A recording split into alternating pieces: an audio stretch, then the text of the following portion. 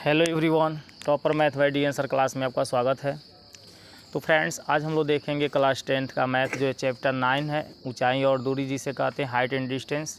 आज हम लोग इसको जीरो लेवल से समझेंगे कि ऊंचाई और दूरी को कैसे सॉल्व किया जाता है। तो ऊंचाई और दूरी में हम लोग को सबसे पहले उन्नयन कोण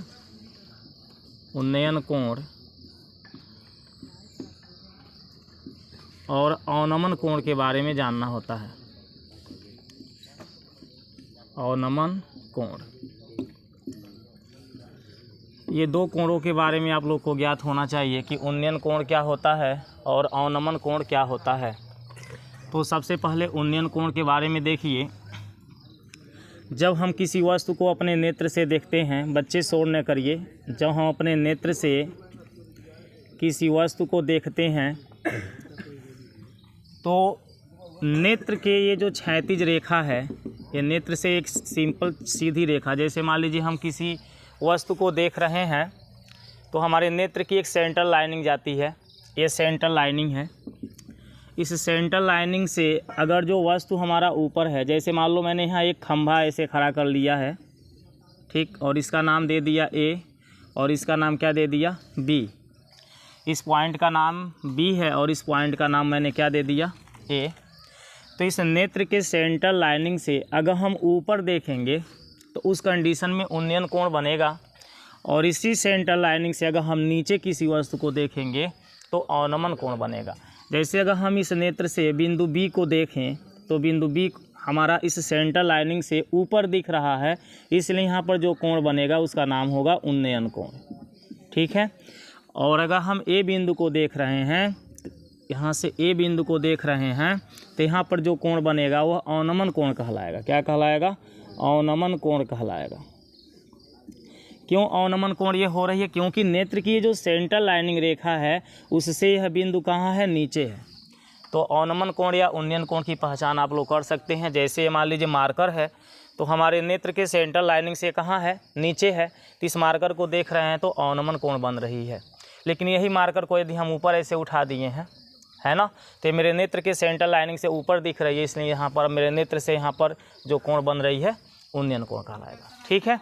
तो सिंपल है, हम अपने नेत्र की एक सेंट्रल लाइनिंग खींचेंगे जो क्षैतिज के समांतर होती है। ये किसके समांतर होती है? क्षैतिज, जिसे हम धरातल बोलते हैं। क्षैतिज, क्षैतिज को हम क्या कहते हैं? धरातल, ठीक है, भूमि। ये जो नेत्र से सेंट्रल लाइनिंग आपकी जाती है, ये पृथ्वी के क्या होती है? समांतर होती है। यानी कि अगर कोई वस्तु मान लीजिए यहाँ पर एक मीनार है, मीनार हो, खंभा हो, कोई वृक्ष हो, वो ऊर्ध्वाधर मतलब सीधा खड़ा रहेगा, ठीक है। मीनार हो, कोई टावर हो, कोई खंभा हो, ये सब कैसे खड़ा रहेंगे? सीधा खड़ा रहेंगे। कहाँ खड़े रहेंगे? धरातल पे खड़े रहेंगे। तो ये आपको एक धरातल यहाँ बनानी पड़ेगी कि ये धरातल है जिस पर हमने मान लीजिए ये एक खंभा को खड़ा कर दिया। अब इस पॉइंट से हमको देखने के लिए कह रहा है, तो यानी समझिए कि हमारी आँख यहाँ पर आ गई है। कहाँ पर आ गई है? इस क्षैतिज धरातल पर आ गई है, और यहाँ से बोल रहा है कि इसको देखो, तो हमने इसको देख लिया, है ना। तो यहाँ पर उस कंडीशन में जो कोण बनेगी, क्या बनेगी? उन्नयन कोण बनेगी, क्योंकि हमारे नेत्र से ये ऊपर दिख रहा है। अगर हमको यहाँ पर से बोले, यहाँ एक पत्थर रखा हुआ है, मान लो ये पत्थर है तुम्हारा, इससे सपोर्टेड पत्थर मान लो, कल्पना कर लो कि ये पत्थर है। तो हम अगर यहाँ पर हैं, मान लो खंभे पे चढ़े हुए हैं, और यहाँ से हमको इस पत्थर को देखना है, तो हमारे आँखों पर जो यहाँ कोण बन रही है वो अवनमन कोण बन रही है, क्योंकि हमारे नेत्र से ये पत्थर कहाँ है? नीचे है। नेत्र की सेंट्रल लाइनिंग, मैंने बोला ना, नेत्र की सेंट्रल लाइनिंग से अगर वस्तु नीचे दिखेगी तो अवनमन बनेगा, और इससे ऊपर दिखेगी उन्नयन बनेगा। बात समझ में आ गई? तो कभी क्वेश्चन में कह सकता है कि व्यक्ति पुल पे खड़ा है और वह नदी में देख रहा है, नाव को देख रहा है।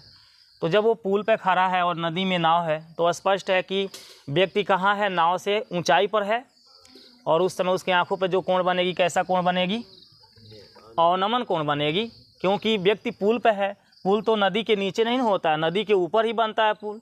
तो जब व्यक्ति पुल पर रहेगा और नाव कहाँ रहेगी? नदी में रहेगी, तो उस कंडीशन में जो कोण बनेगा, कौन सा कोण कहलाएगा? अवनमन कोण कहलाएगा, ठीक है। तो उन्नयन और अवनमन कोण के बारे में आप लोग जान गए। इसके बाद अगली चीज़ इसमें क्या जाननी है आप लोग को? इसको हम जो सीधा खड़ा रहता है, इसको ऊर्ध्वाधर रेखा लंबवत रेखा या लंब के नाम से जानते हैं, है ना। ये हमारा जो सीधा खड़ा इसके क्या कहेंगे, लंब कहेंगे। इस वाले रेखा को जो नीचे हमारा क्षैतिज के समांतर है इसे हम आधार बोलते हैं। आप लोग त्रिकोणमिति में इसे पढ़ ही लिए हैं।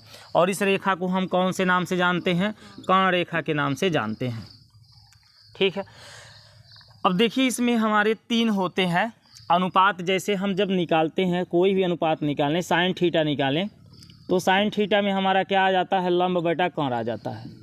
लंब बटे क्या आ जाता है, कर्ण आ जाता है। अब इसमें आपको 3 क्या दिखाई दे रहा है, एक तो एंगल थीटा दिखाई दे रहा है, एंगल क्या दिखाई दे रहा है, थीटा। दूसरा क्या दिखाई दे रहा है, लंब। और तीसरा क्या दिखाई दे रहा है, कर्ण दिखाई दे रहा है। ऐसे हम कोई भी अनुपात लेंगे तो उसमें हमें 3 चीज़ दिखाई देगा। अगर हम कॉस थीटा ले रहे हैं तो आधार बटे कर्ण आएगा, आधार बटे क्या आएगा, कर्ण आएगा, आएगा ना। अब इसमें भी देखो एक एंगल आपका क्या दिखाई दे रहा है, थीटा, एक आधार रेखा दिखाई दे रही है और एक कर्ण रेखा दिखाई दे रही है। तो 3 दिखाई दे रहा है। इन 3 में से सिर्फ आपको 2 ही ज्ञात होगा। या तो आधार कर्ण आपको दे देगा तो थीटा का मान पूछ लेगा, या लंब कर्ण दे देगा तो थीटा का मान पूछ लेगा, या tan थीटा का भी फार्मूला आप नोट कर लो। tan थीटा इक्वल क्या होता है, लंब बटा आधार। लंब बटा क्या होता है, आधार। अगर लंब आधार दे दिया तो थीटा का मान पूछ सकता है। यानी अगर ये मान दे देता है, लंब कर्ण दे दे या लंब आधार दे दे या आधार कर्ण दे दे और आपको थीटा का मान निकालना रहेगा, तो हम इन्हीं तीनों में से किसी का प्रयोग कर सकते हैं। सपोज डेट मान लीजिए हमारे फिगर में लंब और आधार दिया हुआ है, तो क्या हम काश थीटा का प्रयोग करेंगे थीटा का मान निकालने के लिए? बिल्कुल नहीं करेंगे, क्योंकि लंब और आधार किसके फार्मूला में आता है, tan के आता है। तो हम tan थीटा का ही प्रयोग करेंगे इस थीटा एंगल को पता करने के लिए। सपोज डेट मान लीजिए ये एक खंभा है जो 2 मीटर का है। कितने मीटर का है, 2 मीटर का है।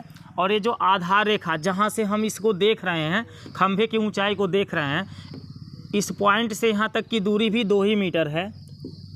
तो आपसे क्वेश्चन में कह सकता है कि यहाँ पर बताओ कितने डिग्री का कोण बनेगी, हमारे नेत्र पे कितने डिग्री का कोण बनेगा। इस कोण को मैंने थीटा नाम दे दिया। क्या नाम दे दिया, थीटा। तो तुम देखोगे कि फिगर में हमारा एक तो ऊंचाई दिया हुआ है और एक आधार रेखा दिया हुआ है, कर्ण रेखा नहीं दिया हुआ है। तो ऊंचाई और आधार इन तीनों फार्मूला में से किस में मिल रहा है, tan वाले में मिल रहा है। देखो tan में है ऊंचाई बटा आधार, लंब बटा आधार, तो हम इसी का यूज करेंगे। tan थीटा इक्वल क्या लिखेंगे, लंब बटा आधार। आगे हम लंब देखेंगे, हमारा 2 मीटर दिया है तो लंब की जगह हम 2 लिखेंगे। आधार देखेंगे, आधार भी 2 ही दिया है तो यहाँ पर भी हम 2 लिखेंगे और 2 से 2 काट देंगे एक बार में। इस तरह से हमारा 1 मिला। किसका वैल्यू 1 मिला, tan थीटा का वैल्यू 1 मिला। किसका वैल्यू 1 मिला, tan थीटा का। अगर tan थीटा की वैल्यू 1 है, tan थीटा की वैल्यू क्या है, 1, तो बताइए tan कितना डिग्री का मान 1 होता है, आपको ज्ञात है कि नहीं है। त्रिकोणमिति चार्ट की आवश्यकता इसमें पड़ेगी, ठीक है। तो आपको पता है tan 45 डिग्री का मान होता है 1। tan 45 डिग्री का मान क्या होता है, 1 होता है। tan कैंसिल होगा तो थीटा बराबर कितना आ गया, 45 डिग्री। यानी उस समय इस नेत्र पे 45 डिग्री का कोण बन रही है। जब ये लंब और ऊंचाई, लंब और आधार दोनों की दूरियां क्या हो, सेम हो, तो उस समय थीटा का मान कितना आ गया, 45 डिग्री।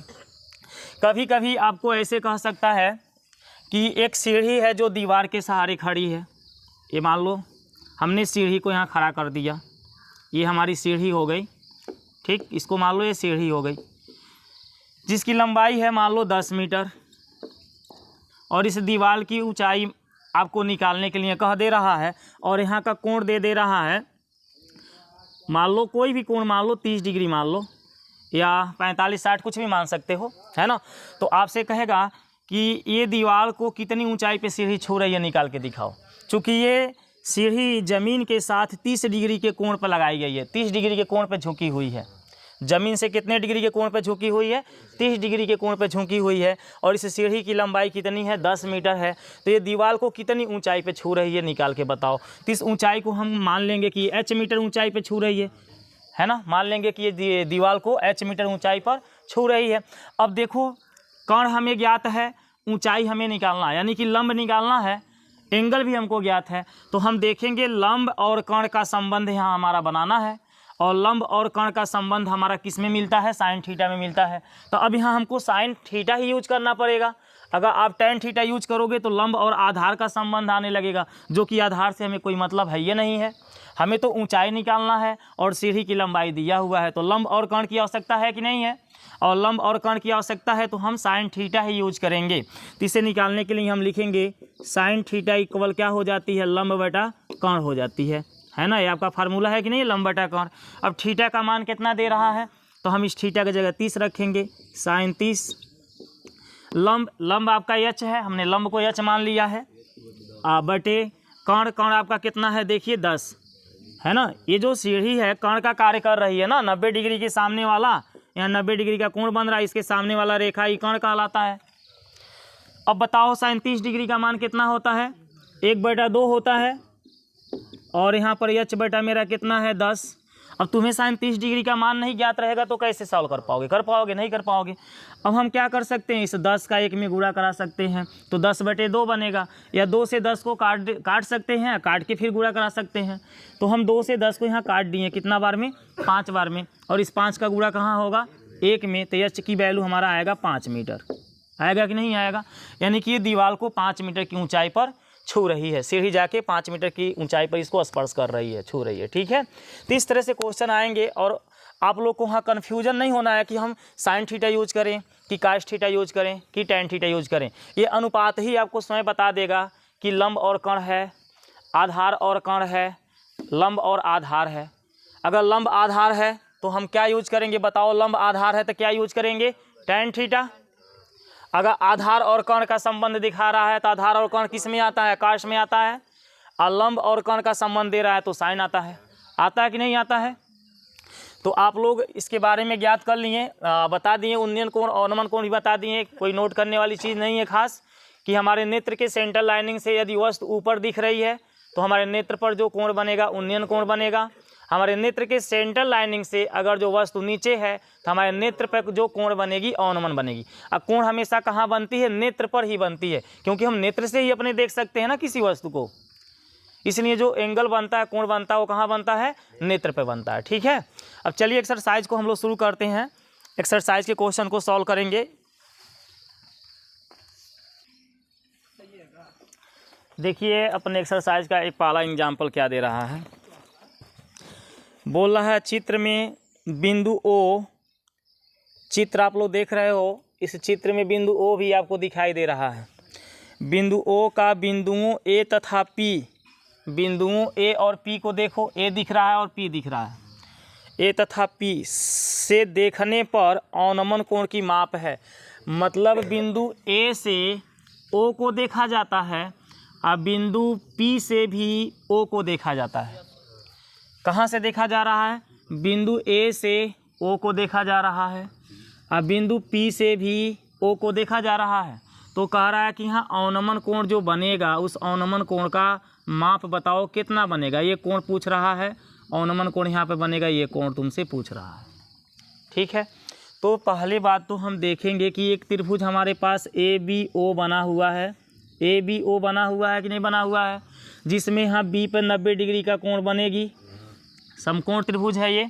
तो जब हम ए बी ओ त्रिभुज में देखेंगे तो ये कोण बताओ कितना डिग्री का है, बताओ 45 डिग्री का है। और अभी तुमको ये बी ओ रेखा दिखाई दे रही है, इस बी ओ के समांतर ये वाली रेखा होगी जो अभी मैंने खींचा है। ये छोटा सा रेखा ऊपर ए से खींचा है और ये नीचे रेखा तुम्हारा क्या है, बी ओ है कि नहीं है। तो ये दोनों बी ओ रेखा और ये छोटा सा रेखा जो ए से इधर निकल रही है, ये दोनों समांतर रेखा है। और इन दोनों रेखाओं को मिलाने वाली जो रेखा होती है इसको हम तिर्यक रेखा के नाम से जानते हैं। और उस कंडीशन में ये वाला जो कोण होता है इस कोण के बराबर होता है एकांतर कोण के नियम से। तो तुम्हारा ये जो कोण है ऑलरेडी देखो कितना है, 45 डिग्री, कितना है 45 डिग्री। तो ये भी कोण तुम्हारा कितना होगा, 45 डिग्री। तो सिंपल है, हमने यहाँ पर तो निकाल लिया कि ये 45 डिग्री का कोण बनेगा, है ना। लेकिन यहाँ पर भी हमको निकालना है कि कितना डिग्री का कोण बनेगा। तो इसके लिए यहाँ पर बताओ बिंदु क्यू पर 90 डिग्री का कोण बनेगा कि नहीं बनेगा। किस त्रिभुज को देखा जाए, ओ क्यू पी को, यानी POQ त्रिभुज को देख लिया जाए तो यहाँ पर 90 बन रहा है। कितना बन रहा है? 90। और ऊपर ये कितना बना हुआ है? 60। कितना बना हुआ है? 60। तो 90 और 60 को हम जोड़ें तो 150 हो गया। किसी भी त्रिभुज में टोटल 180 डिग्री ही बनता है, तो ये जो तुम्हारा कोण बन रही है ये 30 डिग्री का बनेगा, क्योंकि ये 90, ये 60 और ये 30, इन तीनों को जब जोड़ेंगे तभी तो 180 आएगा। इन दोनों को जोड़ने से 150 होता है, तो 180 में से 150 निकाल दिए हमने, क्या निकला? 30 डिग्री निकला। तो यदि ये कोण मेरा 30 डिग्री है तो बताओ ये जो OQ रेखा है, इस OQ के समांतर P से ये खींचे हैं जो रेखा, ये नहीं है ना? OQ के समांतर ये P से खींचे हैं रेखा, ऐसे दोनों समांतर हैं। और ये OP क्या है? तिर्यक रेखा है, तो यहाँ भी वही नियम होगा, इस कोण के बराबर ये वाला कोण होगा एकांतर कोण के नियम से, है ना? तो एगो 30 डिग्री का होगा और एगो 45 डिग्री का होगा। तो इसका आंसर में 30 डिग्री और 45 डिग्री हम लगा देंगे। ठीक, ये बहुविकल्पी क्वेश्चन है। इसका पहला क्वेश्चन हमारा सही है। कौन सा सही है? पहला वाला, 30 डिग्री 45 डिग्री निकाल के दिया हुआ है। एक जगह 45 30 भी लिखा हुआ है, एक जगह 45 60 लिखा हुआ है ना? अगर हम देखो इस त्रिभुज से निकालेंगे तो हमारा पहले 45 निकला है और फिर इसमें गए हैं तो क्या निकला है? 30। तो हम 45 30 भी कह सकते हैं, है कि नहीं है? अगर जो हम इधर वाले त्रिभुज से देखना शुरू कर रहे हैं तो पहले हमने क्या पाया? 30, फिर क्या पाया? 45। तो ये दोनों के दोनों हमारे मैच कर रहे हैं, इनमें से कोई नहीं। तुम्हारे आंसर शीट में किसको दे रहा है? दूसरा को दे रहा है। किसको दे रहा है? दूसरा को दे रहा है, क्योंकि पहले चित्र से ही शुरुआत हम कर लिए हैं। तो पहला चित्र हमारा क्या है बताओ? 45 डिग्री का आंसर निकाला है, और जो दूसरा चित्र बना वो कितना निकाला है? 30 डिग्री निकाला है। तो पहला 45 आया, दूसरा 30, जो कि इसी में मिल रहा है। ये हमारा किस में है? दूसरा विकल्प में है। ठीक है, तो ये क्वेश्चन तो तुम लोग को अच्छा से समझ में आ ही गया, अपने निकाल लोगे, कोई खास नहीं है, सिंपल है। चलो इसके बाद देखो दूसरा क्वेश्चन, पहले का ही दूसरा ये पार्ट है। पहले का दूसरा पार्ट में क्या कहता है? इस फिगर को भी हटा दो, इसके लिए दूसरा फिगर बनाना पड़ेगा। देखो 1.5 मीटर लंबा, कितना मीटर लंबा है? 1.5 मीटर लंबा एक चिमनी से 1.5 मीटर लंबा एक प्रेक्षक एक चिमनी से 28.5 मीटर की दूरी पर है। उसकी आँखों से चिमनी के शिखर का उन्नयन कोण 45 डिग्री है। चिमनी की ऊंचाई बताइए। क्वेश्चन देखो बहुत ही अच्छा क्वेश्चन है ये। इस टाइप के क्वेश्चन एक्सरसाइज में भी तुम्हें मिलेंगे। तो पहला के दूसरा जो एग्जाम्पल है इसको ध्यान से देखो कि ये कह क्या रहा है। 1.5 मीटर लंबा एक प्रेक्षक है। प्रेक्षक मतलब जो कि देखने वाला है ना, मतलब उसका सर्चिंग कर रहा है, जो ऊंचाई या लंबाई जो भी मतलब निकाल रहा है। जैसे मान लो तुम ही गए किसी चीज़ की निष्कर्ष निकालने के लिए, तो तुम एक प्रेक्षक कहलाओगे, प्रयोग, क्योंकि तुम ही तो वो प्रयोग कर रहे हो। तो वही प्रकार से 1.5 मीटर लंबा एक प्रेक्षक है, मतलब एक आदमी है जो कितना लंबा है? 1.5 मीटर लंबा है। और एक चिमनी है जो 28.5 मीटर की दूरी पर है। उस आदमी से कितना दूरी पर है? 28.5 मीटर की दूरी पर है। उसकी आँखों से चिमनी के शिखर का उन्नयन कोण 45 डिग्री है। चिमनी की ऊंचाई बताना। देखो बालक, चिमनी हो या प्रेक्षक हो, कोई भी व्यक्ति हो, चिमनी हो जाए या प्रेक्षक हो जाए, ये दोनों के दोनों होंगे कहाँ खड़े बताओ तो? ये दोनों के दोनों कहाँ खड़े होंगे? क्षैतिज, मतलब पृथ्वी पे खड़े होंगे, है ना। तो ये हमने जो बनाया है बड़ा वाला रेखा, ये चिमनी है, और जो छोटा बनाया है प्रेक्षक है, क्योंकि कभी भी प्रेक्षक चिमनी से लंबा तो हो ही नहीं सकता, है ना, चिमनी बड़ी होती है। तो हमने इसका नाम दिया AB और इसका नाम लिखा चिमनी। क्या लिखा? चिमनी। ठीक, मान लो ये चिमनी हो गया, और ये इसका नाम दिया CD और ये नाम है इसका प्रेक्षक। ये कौन है? प्रेक्षक। CD प्रेक्षक है और AB कौन है? चिमनी है। ये जो CD प्रेक्षक है इसकी हाइट है 1.5 मीटर। जो प्रेक्षक है इसकी हाइट कितनी है? 1.5 मीटर। और ये जो हमारी प्रेक्षक और चिमनी के बीच की दूरियां हैं ये 28.5 मीटर है ना, बोला है ना। कि प्रेक्षक से जो चिमनी हमारी है उसकी दूरी कितनी है, 28.5 मीटर है। अब देखो प्रेक्षक जब यहाँ पर खड़ा है तो उसकी नेत्र डी बिंदु पर मानी जाएगी कि डी बिंदु पर होगा, क्योंकि नेत्र तो ऊपर होती है, नीचे नहीं होती है। तो यहाँ डी बिंदु से वो चिमनी के हाइट को देख रहा है। किसको देख रहा है? डी बिंदु से चिमनी के हाइट को देख रहा है, इसके शिखर को। शिखर मतलब उसकी ऊंचाई वाले छोर, लास्ट वाले बिंदुओं को देख रहा है।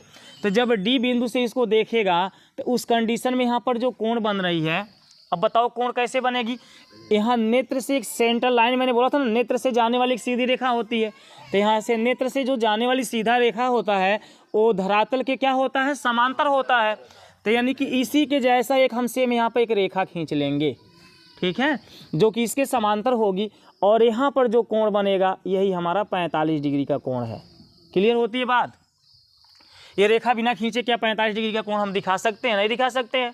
हमने बोला ना कि उन्नयन कोण या अवनमन कोण कोई भी निकालने के लिए हमारे नेत्र की एक सेंटर लाइन की रेखा जाएगी, और वहाँ से हम ऊपर जहाँ ताक रहे हैं उधर एक रेखा जाएगी, उनके बीच का जो कोण होगा उन्नयन कोण कहलाएगा, है ना। तो यहाँ नेत्र से ये ऊपर कहाँ देख रहा है? चिमनी के शिखर को देख रहा है। तो एक रेखा ये शिखर पे चली गई और एक ये सेंटर लाइन की रेखा गई, दोनों के बीच का जो कोण है ये उन्नयन कोण है 45 डिग्री।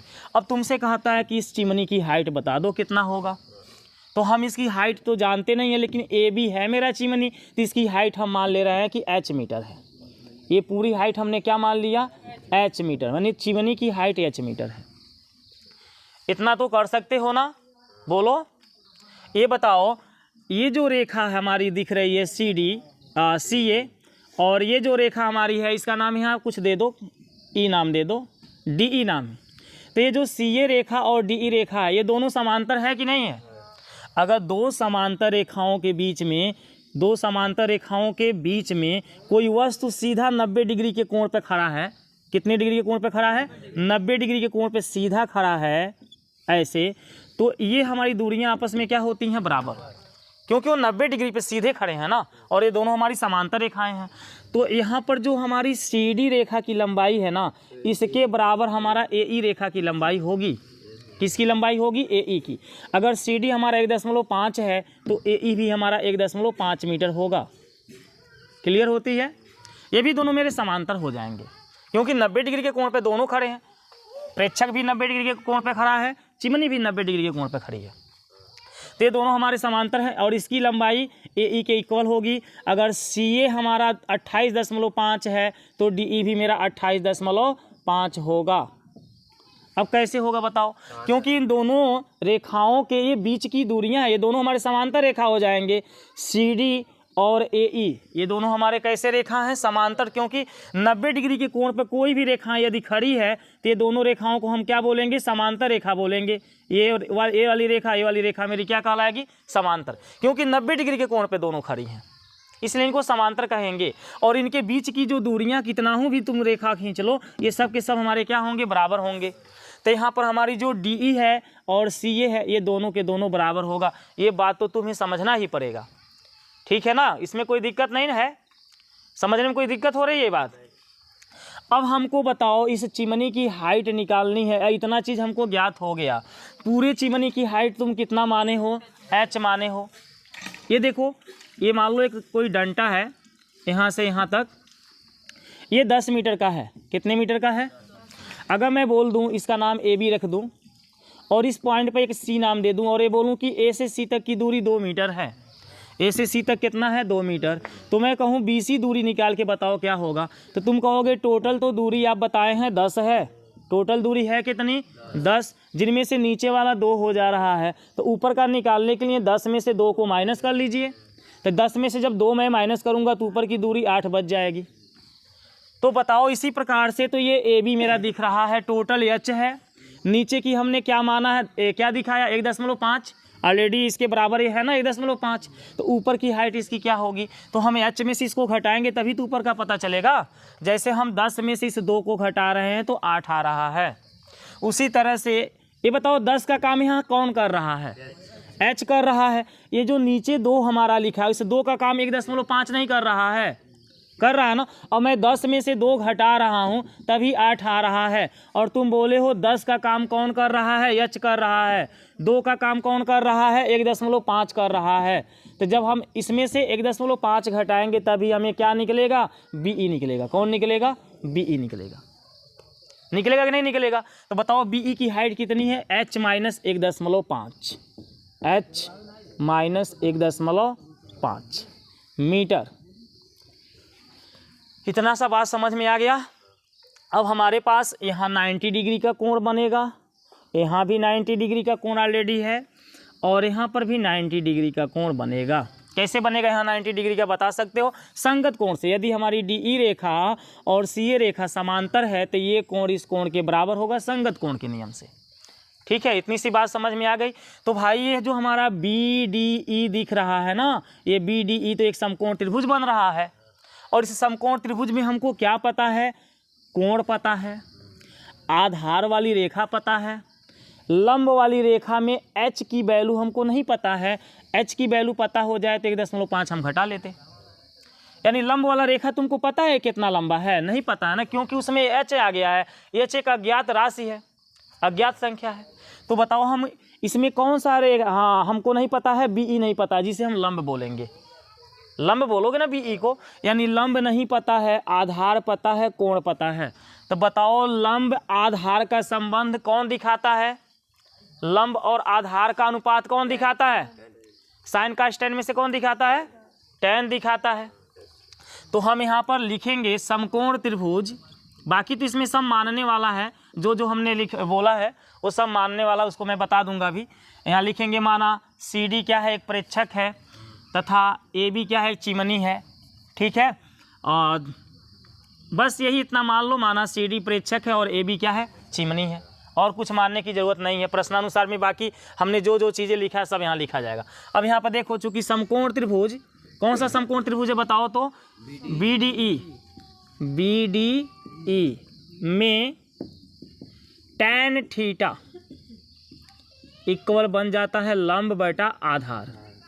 बोलो कोई दिक्कत यहाँ तक है। इसलिए tan, यहाँ पे चुकी का चिन्ह लगा के लिखना, इसलिए थीटा की जगह देखो, थीटा को कोण बोलते हैं, यहाँ कोण कितना बना है 45, तो मैं थीटा जगह 45 लिख दिया। लंब तुम देख रहे हो, लंब बीई रेखा है, जिस बीई की लंबाई मैंने h माइनस कितना निकाला है, h माइनस कितना निकाला है, 1.5 निकाला है। अब बटे आधार, आधार जो तुम्हारा है डीई रेखा है, जिसकी लंबाई है 28.5। बोलो इतना तो समझ रहे हो। अब tan 45 का मान याद होना चाहिए कि 1 होता है। आगे हम लिखेंगे h माइनस 1.5 बटे 28.5। कैलकुलेशन आना चाहिए ना। अब यहाँ से कैलकुलेशन क्या कहता है कि इसका 1 में गुणा कराइए, यही ना बोल रहा है नियम, यहाँ पे यही उत्पन्न हो रही है कि इसका 1 में गुणा कराइए, क्रॉस मल्टीप्लाई। तो जब हम इसका 1 में गुणा करा दिए तो 28.5 हो गया। अब बराबर के बाद हमारे पास बचा h माइनस 1.5, बचा कि नहीं बचा।